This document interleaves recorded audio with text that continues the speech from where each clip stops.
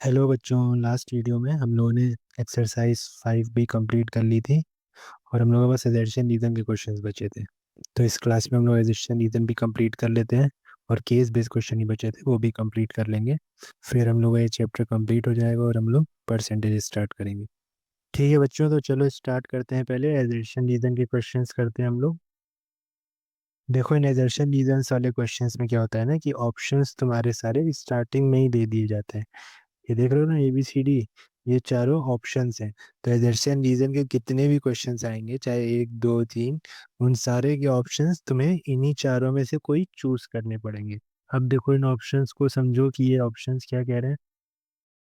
तो वो पहला ऑप्शंस ये कह रहा है कि both assertion and reason are true. मतलब ये जो एजर्शन वाला स्टेटमेंट है और ये जो रीजन वाला स्टेटमेंट है, ये दोनों तुम्हारे ट्रू स्टेटमेंट है।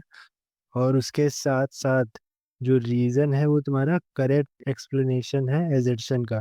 मतलब ये जो रीजन दे रखा है ना, ये इस एजर्शन का करेक्ट एक्सप्लेनेशन है। मतलब इसी की वजह से पहला वाला स्टेटमेंट तुम्हारा ट्रू है। अब दूसरे में देखो, दूसरे में भी यही है पहला कि both assertion and reason are true. मतलब ये एजर्शन और रीजन दोनों ट्रू स्टेटमेंट है। लेकिन बस दूसरे ऑप्शन में अंतर ये है, डिफरेंस, कि नॉट, रीजन जो है वो नॉट द करेक्ट एक्सप्लेनेशन है। मतलब जो ये रीजन है वो इसका ऊपर वाले एजर्शन का एक्सप्लेनेशन नहीं है। वो अपने में ट्रू स्टेटमेंट है, लेकिन उसका पहले वाले स्टेटमेंट से कोई भी मतलब नहीं है या फिर कोई भी कनेक्शन नहीं है। ठीक। उसके बाद देखो, तीसरा ऑप्शन और फोर्थ ऑप्शन तो सिंपल है। जब एजर्शन तुम्हारा ट्रू हो पहला स्टेटमेंट, और दूसरा वाला स्टेटमेंट जो रीजन है वो फॉल्स हो, तो सी ऑप्शन लगा देना है। और सेम इसी तरह डी में एजर्शन अगर तुम्हारा फॉल्स हो और रीजन ट्रू हो तो तुम्हें डी ऑप्शन लगा देना है। ठीक है। तो इन क्वेश्चंस को करने के लिए तुम्हें क्या करना है, सबसे पहले तो ये चेक करना है कि जो तुम्हारा ये एजर्शन वाला स्टेटमेंट है ये तुम्हारा ट्रू है या कि फॉल्स है। उसके बाद सेकंड काम ये करना है कि रीजन वाला स्टेटमेंट पढ़ना है और ये बताना है कि वो ट्रू है या फॉल्स है। ठीक है। जब तुम्हें ये पता चल गया कि ये दोनों स्टेटमेंट ट्रू है कि फॉल्स है, उसके बाद तुम्हें ये चेक करना है कि रीजन तुम्हारा करेक्ट एक्सप्लेनेशन है कि नहीं एजर्शन का। अगर दोनों ट्रू हो जाते हैं तो, अगर एक ट्रू एक फॉल्स हो तब तो आराम से सी या डी ऑप्शन लगा दोगे। नहीं तो तुम चेक करोगे कि जो रीजन है वो तुम्हारा करेक्ट एक्सप्लेनेशन है कि नहीं। ठीक। इस तरह से हमें क्वेश्चंस करने हैं। तो चलो, अब क्वेश्चन करेंगे तो तुम लोग धीरे धीरे समझ जाओगे। तो चलो, ये है तुम लोग का पहला क्वेश्चन। देखो, इसमें एजर्शन ये बोल रहा है कि -2 की पावर 3 तुम्हारी -8 होती है। तो ये तो बहुत ईजी है चेक करना। देखो, एजर्शन तुम चेक कर लो, कैसे करोगे, -2 की पावर 3 कैलकुलेट कर लो। -2 की पावर 3 का मतलब -2 तुम्हारा 3 बार मल्टीप्लाई में है। 3 बार मल्टीप्लाई कर लो। देखो, 2 टू द 4 टू द 8, और साइन किसका लगेगा, तो माइनस माइनस प्लस और प्लस माइनस माइनस, तो ये -8 आ गया। इसका मतलब तुम्हारा एजर्शन सही है, एजर्शन तुम्हारा ट्रू है। ठीक है। उसके बाद तुम्हें रीजन चेक करना है कि रीजन तुम्हारा ट्रू है कि फॉल्स है। तो देखो, रीजन क्या कह रहा है यहाँ पे। देखो, यहाँ पे रीजन ये बोल रहा है कि for any negative integer x. मतलब एक्स क्या है, कोई भी नेगेटिव इंटीजर है। एक्स तुम्हारा क्या है, नेगेटिव इंटीजर है। And any natural number N. N यहाँ पे क्या है, कोई भी नेचुरल नंबर है। तो अगर ऐसा है तो ये जो एक्शन है ये हमेशा नेगेटिव होगा। नहीं समझे तो एक बार फिर से सुन लो एकदम सिंपल तरीके से। मान लो कोई नंबर एक्सपोनेंट के फॉर्म में लिखा हुआ है x की पावर n, और यहाँ पे जो ये x है ये हमेशा तुम्हारा नेगेटिव इंटीजर रहेगा। मतलब तुम्हारा कोई नेगेटिव नंबर रहेगा, ये हमेशा नेगेटिव नंबर रहेगा। और n हमेशा तुम्हारा नेचुरल नंबर रहेगा, मतलब 1 2 3 4। तो ये क्वेश्चन बोल रहा है कि ऐसे केस में जब इसको कैलकुलेट करोगे, x की पावर n निकालोगे, तो वो हमेशा नेगेटिव आएगा। तो इसको चेक करने के लिए ट्रू या फॉल्स क्या क्या करो, तुम लोग एक्स और एन की कोई वैल्यू रख के चेक कर लिया करो। ठीक है, अलग अलग वैल्यूज के लिए चेक कर लो। अगर तुम्हारा हर केस में ट्रू आ रहा है मतलब स्टेटमेंट ट्रू है। अगर तुम्हें एक भी एग्जांपल मिल गया जिसमें ये फॉल्स आ जाए तो इसका मतलब ये फॉल्स है। जैसे हम चेक कर लेते हैं, एक्स नेगेटिव नंबर है तो कोई भी नेगेटिव नंबर मान लो। जैसे एक्स को हमने -2 मान लिया, और एन तुम्हारा नेचुरल नंबर है तो एन को कोई भी नेचुरल नंबर मान लो। तो सबसे पहले तो हम 1 मान लेते हैं। देखो -2 की पावर 1 क्या हो जाएगा, -2 ही हो जाएगा। फिर कोई और नंबर मान के देख लो। तुमने यहाँ पे 1 माना है नेचुरल नंबर, अब यहाँ पे एन की वैल्यू 2 मान लेते हैं। तो -2 की पावर 2 देखो क्या होगा, -2 × -2। तो ये क्या हो गया, 2 टू द 4, और माइनस माइनस तुम्हारा प्लस। तो इसका आंसर तुम्हारा +4 आ गया ना। ये आ गया तुम्हारा पॉजिटिव नंबर।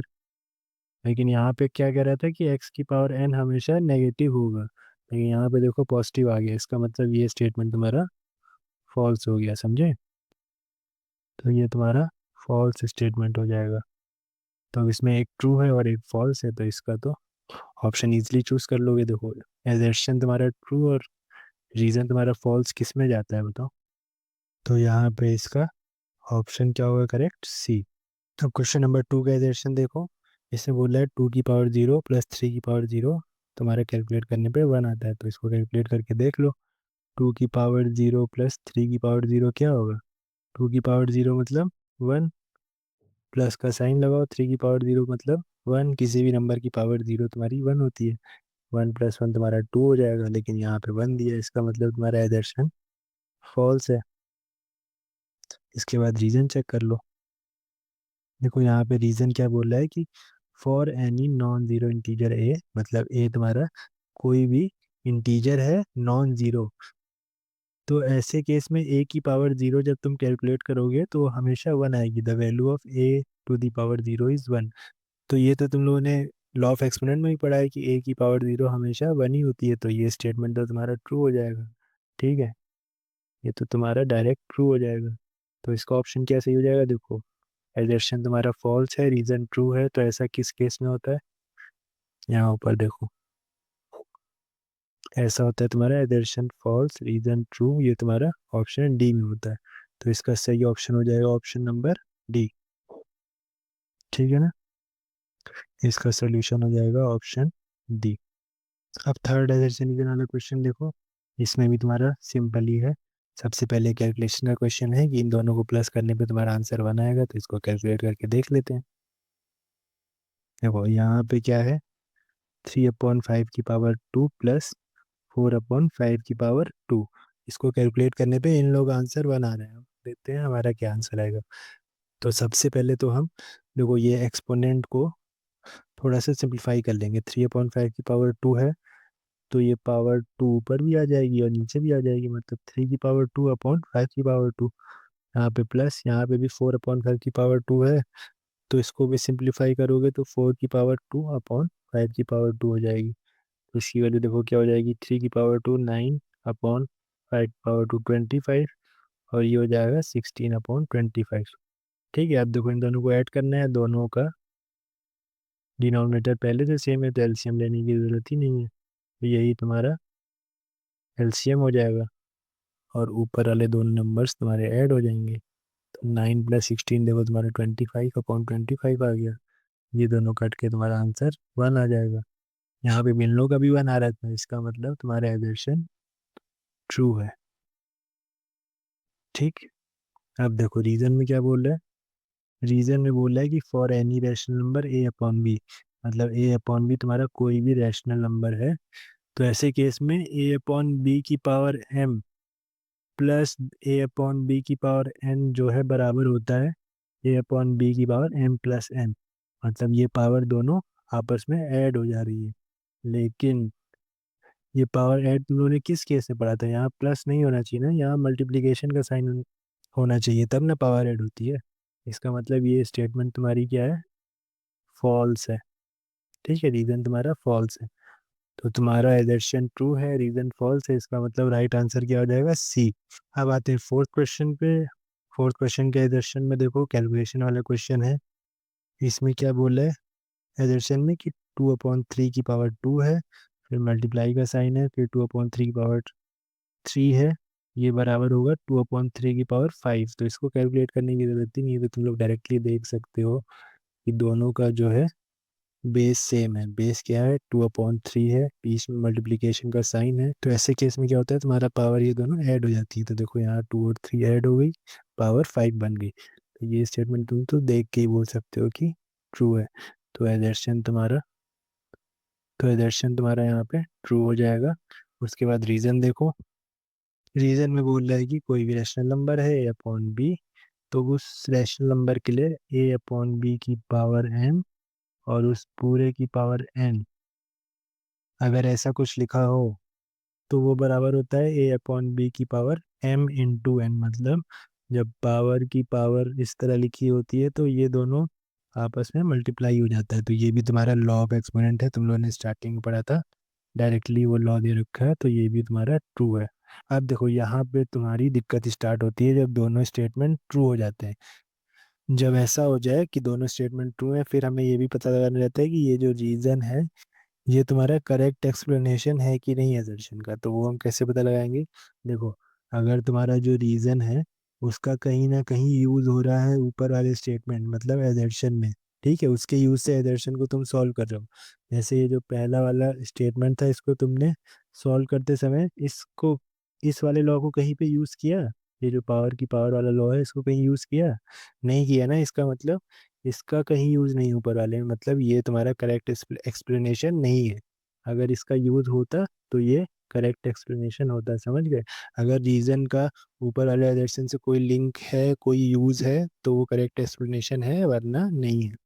तो यहाँ पे रीजन तुम्हारा ट्रू था, लेकिन ये इसका एक्सप्लेनेशन नहीं है, एक्सप्लेनेशन नहीं है। ठीक है, तो ऐसे केस में सही आंसर क्या हो जाएगा? Option number B. एडिशन भी ट्रू है, रीजन भी ट्रू है, लेकिन एक्सप्लेनेशन तुम्हारा गलत है। समझ गए?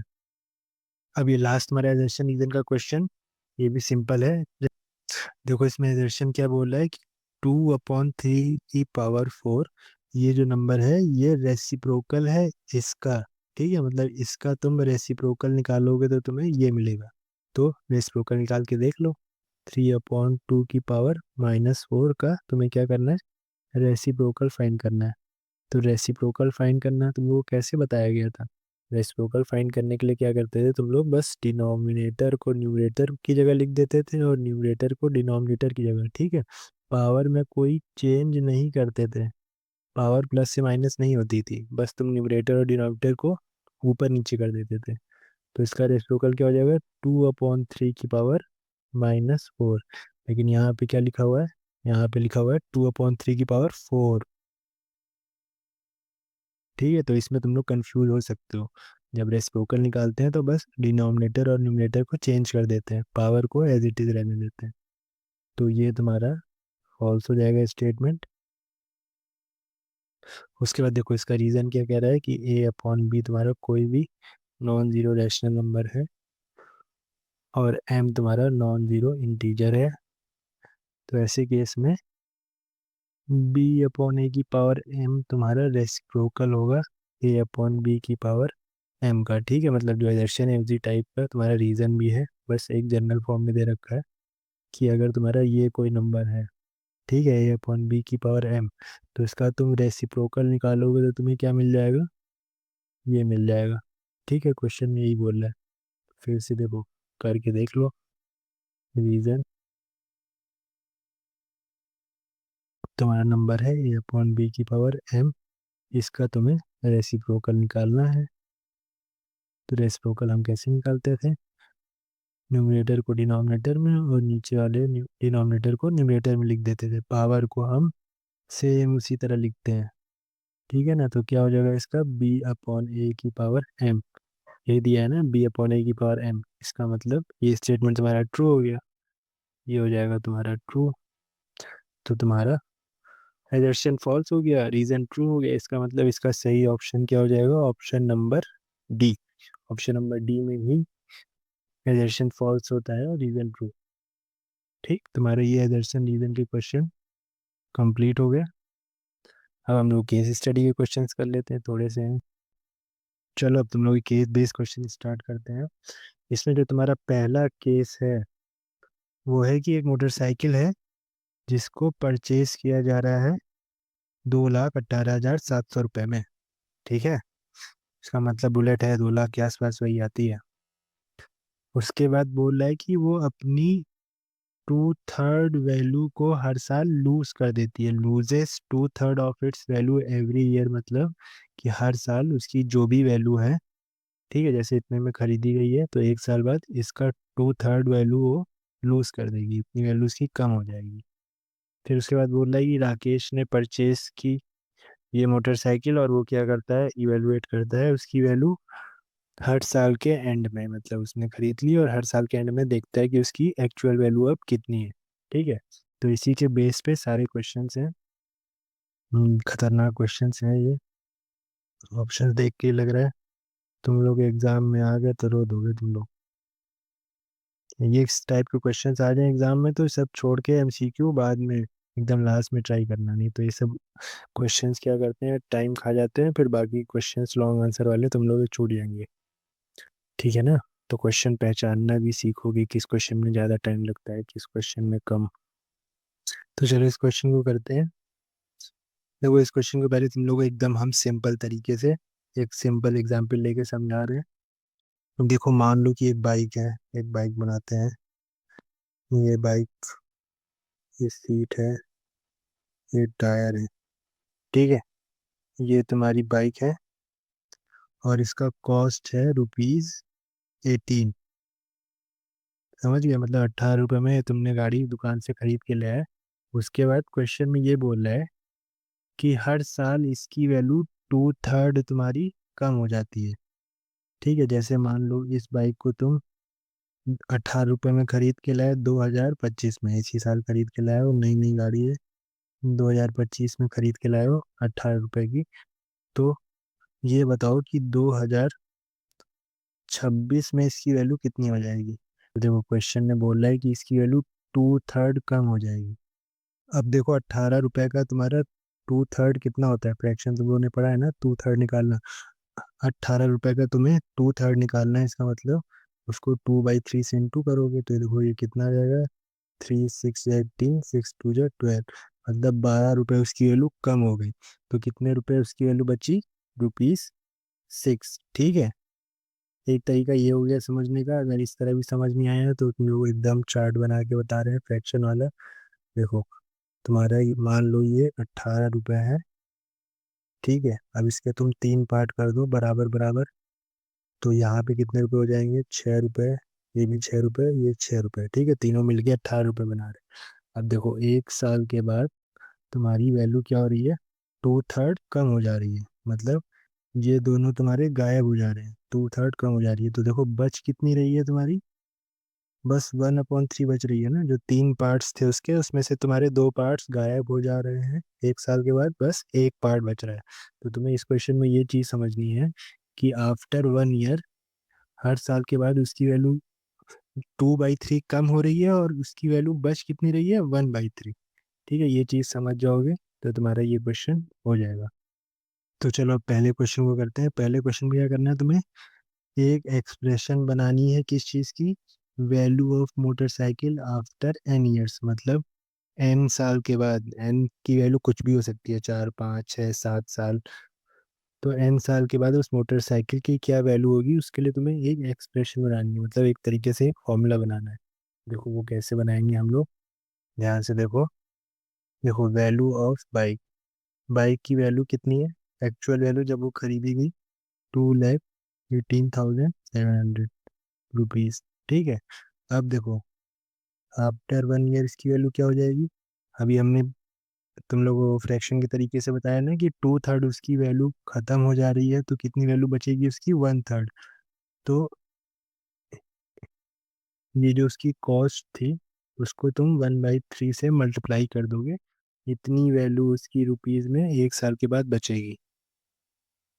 ठीक है, जैसे 18 रुपये थी तो 6 रुपये बची, उसी तरह इतने रुपए है तो कितनी बचेगी, इसको 1/3 से मल्टीप्लाई कर दोगी। अब इसके बाद जब 2 साल पुरानी हो जाएगी बाइक तो उसकी कितनी वैल्यू बचेगी। ठीक है, देखो एक साल बाद उसकी वैल्यू कितनी थी, इतनी थी ना, ये एक साल के बाद उसकी वैल्यू है, तो 2 साल के बाद कितनी हो जाएगी, ये जो वैल्यू थी इसको फिर से 1/3 से इंटू कर दोगे, क्योंकि फिर से इस पूरे का ये जितना भी आएगा इसका 1/3 ही उसके अगले साल बचेगा ना, तो इसलिए फिर से हम 1/3 से मल्टीप्लाई कर देंगे। तो देखो फिर से आफ्टर सेकेंड ईयर इसकी वैल्यू क्या हो जाएगी। देखो 1 साल के बाद इसकी वैल्यू इतनी थी ना। अब 2 साल के बाद इसको फिर से 1/3 से इंटू कर दो। ये इसकी 2 साल के बाद वैल्यू हो जाएगी। देखो तो तुमने फिर से 1/3 से इंटू किया है, तो देखो इसको कैलकुलेट करोगे अगर, तो यहाँ पे 1/3 तुम्हारा 2 बार इंटू हो रहा है ना। तो इसको हम कैसे लिख सकते हैं। इसको हम लिख सकते हैं 218700 इंटू 1। देखो 1 से 1 इंटू हुआ तो 1, 3, और 3 से 3 इंटू हुआ तो क्या हो जाएगा तुम्हारा 3 का स्क्वायर। समझ में आया। अब देखो सेम इसी तरह फिर से 1 साल और भी था, तीसरा साल आ गया, तो तीसरे साल में क्या होगा। जो तुम्हारी दूसरे साल में वैल्यू थी बाइक की, वो तुम्हारी फिर से क्या होगी, कम हो जाएगी। कितनी, 2/3। तो जब 2/3 फिर से कम होगी तो कितनी बचेगी, इसकी 1/3। देखो ये तुम्हारी इसकी वैल्यू थी दूसरे साल के बाद। तो अब 3 साल के बाद फिर से इसकी 1/3 वैल्यू बचेगी, तो फिर से 1/3 सेंट हो गया। इसको कैलकुलेट करने पे फिर से क्या आएगा। देखो इन दोनों को इंटू करो, 1 को 1 से इंटू करोगे तो 1 आ जाएगा। और 3 यहाँ पे 2 बार इंटू में है, यहाँ पे 1 बार इंटू में है, तो टोटल 3 बार इंटू में आ जाएगा, तो 3 की पावर 3 हो जाएगी। ठीक है। तो यहाँ पे तुम लोगों को देखो पैटर्न समझ में आ रहा है। जब 1 साल के बाद उसकी वैल्यू क्या थी, उसको तुम 1/3 से इंटू कर दे रहे थे, या फिर इसको तुम 1/3 की पावर 1 भी लिख सकते हो। फिर 2 साल के बाद क्या कर रहे थे, 1/3 की पावर 2 से इंटू कर दे रहे थे। 2 साल था तो 2 से 3 की पावर 2 है। 3 साल बाद 1/3 की पावर 3 हो गई। ठीक है। इसको तुम बार बार इंटू कर रहे हो। देखो यहाँ पे भी पहले 3 की पावर 1 से कर रहे थे, फिर 3 की पावर 2 से, फिर 3 की पावर 3 से। ठीक है ना। तो इसी तरह अगर तुम आगे बढ़ते जाओगे, ठीक है, साल पे साल बीतते जाएंगे, तो मान लो कितने साल बीत गए, n ईयर्स। यहाँ पे n कुछ भी हो सकता है। तो उसके लिए तुम एक जनरल फॉर्मूला बना सकते हैं ना वैल्यू का। देखो वैल्यू कितनी जाएगी इसकी, 218700 इंटू 1/3 की पावर। देखो यहाँ पे 3 था तो यहाँ पे भी 3 आ गया, यहाँ पे 2 था तो यहाँ पे भी 2 आ गया, तो यहाँ पे n है तो यहाँ पे भी 3 की पावर n आ जाएगा। ठीक है। तो ये तुम्हारा एक जनरल फॉर्मूला बन गया आफ्टर n ईयर्स पे उस बाइक की वैल्यू का। ठीक। अब इसको तुम ऐसे भी लिख सकते हो। देखो इन दोनों को मल्टीप्लाई करोगे तो इसके नीचे 1 लगा दो, फ्रैक्शन में बन जाएगा। तो अब इन दोनों को मल्टीप्लाई करने के लिए ऊपर ऊपर न्यूमरेटर और नीचे नीचे डिनोमिनेटर मल्टीप्लाई करो। क्या आ जाएगा, ऊपर आ जाएगा 218700 और नीचे आ जाएगा 3 की पावर n। तो ये हो गया तुम्हारा आंसर। ठीक है। तो ये ऑप्शन कौन सा है, ऑप्शन नंबर सी तुम्हारा इसका करेक्ट आंसर हो जाएगा। ठीक। तो अगर तुम्हारे एग्जाम में ये क्वेश्चन आ गए, तो इस क्वेश्चन को कई बार प्रैक्टिस कर लेना। तुम्हारे एग्जाम में ये क्वेश्चन आ गया तो तुम लोग को इतना सारा लिखने की ज़रूरत ना पड़े, नहीं तो फिर इसी में 5-10 मिनट चला जाएगा, बहुत टाइम वेस्ट हो जाएगा। तो इसको इतनी बार तुम लोग प्रैक्टिस कर लेना कि इसका आंसर याद आ जाए। ठीक है। एग्जाम में देखो तो डायरेक्ट टिक लगा दो। अब देखो क्वेश्चन नंबर सेकंड जो तुम्हारा है वो इसी फॉर्मूले पे बेस्ड है जो तुमने इसके पहले वाले क्वेश्चन में डिराइव किया था। ठीक है। एक जनरल फॉर्मूला निकाला था ना, उसी पे बेस्ड है। देखो इसमें क्या बोल रहा है कि तुम्हें वैल्यू ऑफ मोटरसाइकिल फाइंड करनी है आफ्टर 3 साल, मतलब 3 साल के बाद उस मोटरसाइकिल की कितनी कीमत होगी, अगर तुम उसको बेचोगे तो कितने में बिकेगी। ठीक। तो उसका तुमने देखो जनरल फॉर्मूला क्या निकाला था ना, आफ्टर n ईयर्स, n साल के बाद उस बाइक की वैल्यू कितनी हो जाएगी, 218700 अपॉन 3 की पावर n। यही फॉर्मूला निकाला था। तो यहाँ पे जो n की वैल्यू है क्वेश्चन में वो क्या है, 3 ईयर्स। तो यहाँ पे भी तुम n की जगह क्या रख दोगे, 3 रख दोगे और सॉल्व कर लोगे। तो क्या आ जाएगा इसका वैल्यू आफ्टर 3 ईयर्स की आ जाएगी 218700 अपॉन 3 की पावर 3। अब 3 की पावर 3 की वैल्यू कितनी होती है, 3 3 9, 3 27, तो ये आ जाएगा तुम्हारे 27। अब इसको सॉल्व कर लो। देखो किससे कटेगा, सबसे पहले तो 9 से कट जाना चाहिए। तो 9 3 27, यहाँ पे 9 2 18, बचा 3 38। अब देखो इसको 3 से काट लो, कट जाएगा। 3 8 24, फिर 3 1 3, फिर 00, इसका मतलब जो 3 साल के बाद बाइक की वैल्यू हो गई वो है 8,100 रुपये। तो इसका करेक्ट ऑप्शन हो जाएगा ऑप्शन ए। अब क्वेश्चन नंबर 8 तुम्हारा क्या पूछ रहा है, ये कह रहा है कि in how many years will the value, कितने साल में उस बाइक की वैल्यू कितनी हो जाएगी, लेस देन 500, मतलब 500 से कम में वो गाड़ी बिकेगी। तो ये भी तुम्हारा बहुत टाइम टेकिंग क्वेश्चन है। देखो इसको भी कैसे करना है, तुम्हें निकालना पड़ेगा कि हर साल के बाद उसकी वैल्यू कितनी हो जाएगी।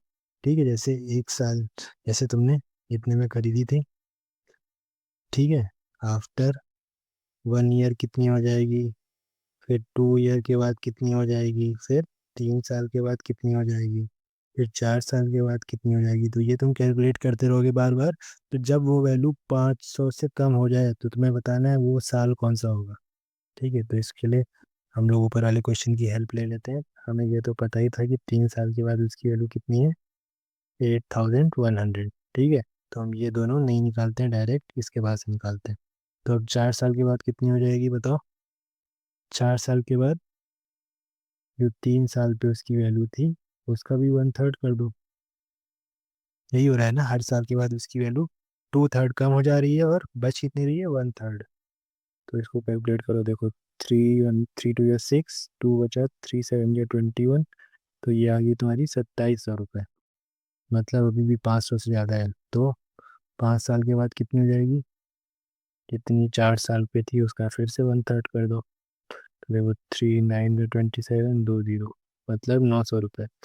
अभी 1 साल और लगेगा। देखो 6 साल में कितनी हो जाएगी, 900 रुपये थी, फिर से इसका 1/3 कर दो। तो ये हो जाएगा 3 3 9, 300 रुपये। तो ये आके तुम्हारे अब जाके तुम्हारा 500 से लेस हुआ है ये।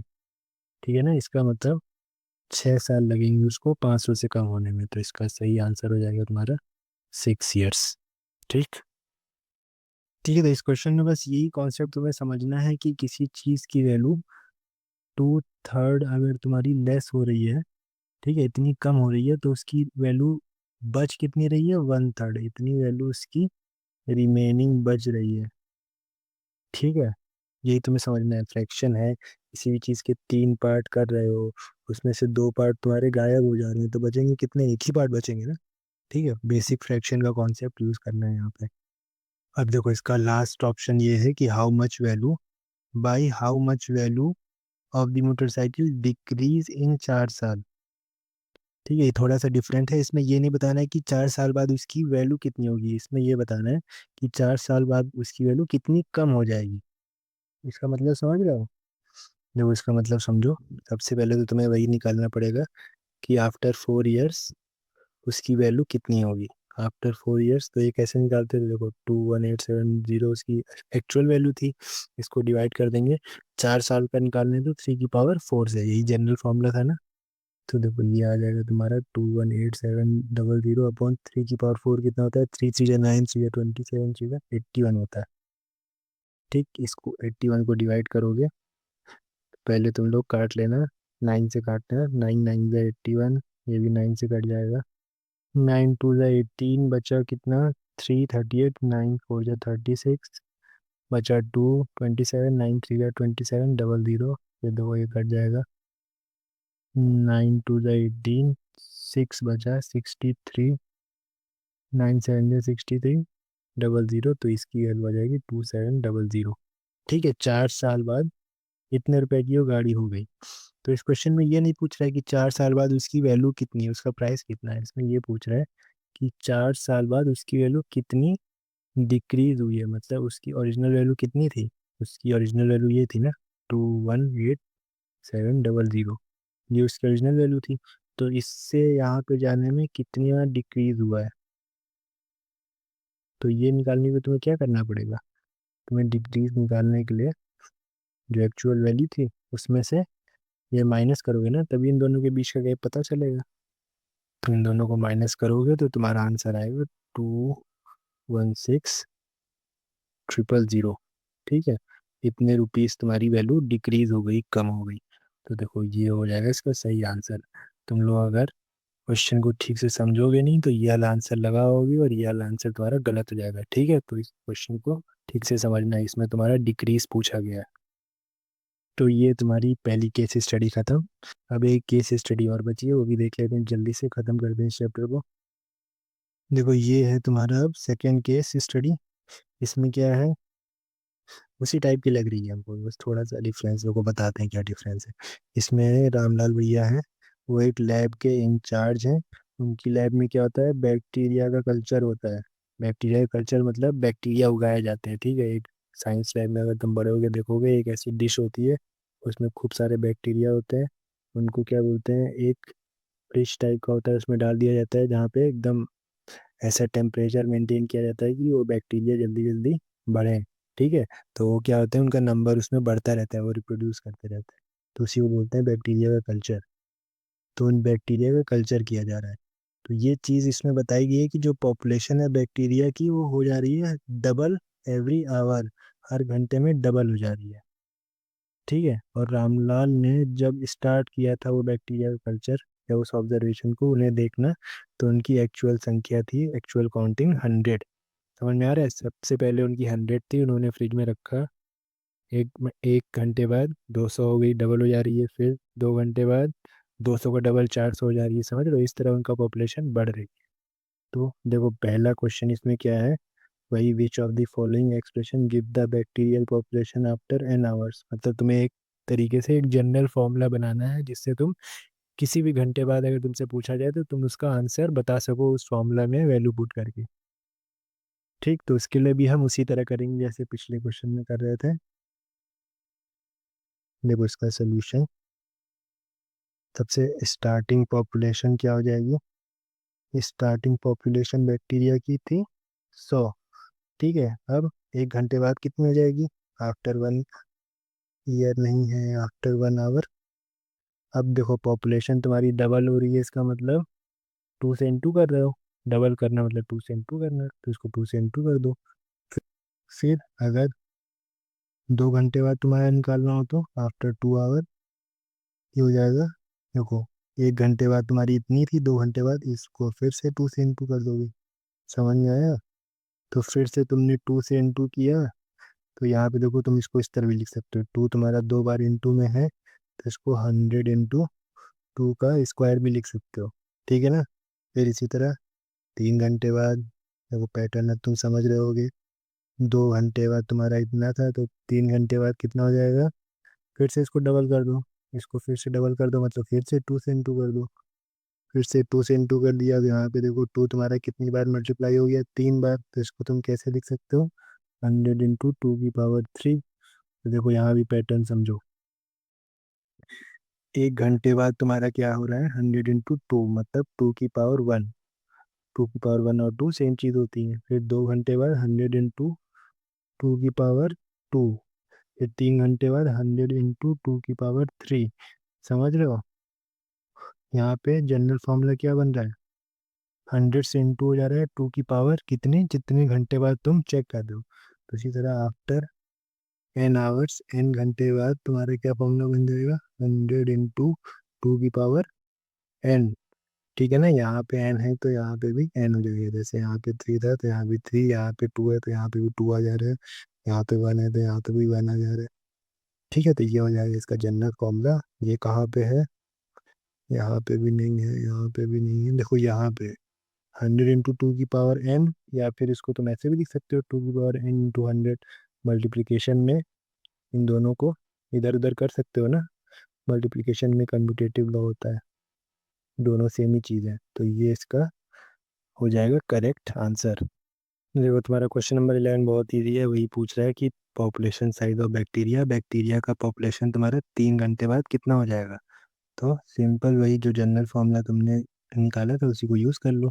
क्या था, n साल के बाद तुम्हारा बैक्टीरिया का पॉपुलेशन 100 इंटू 2 की पावर n हो जा रहा था ना।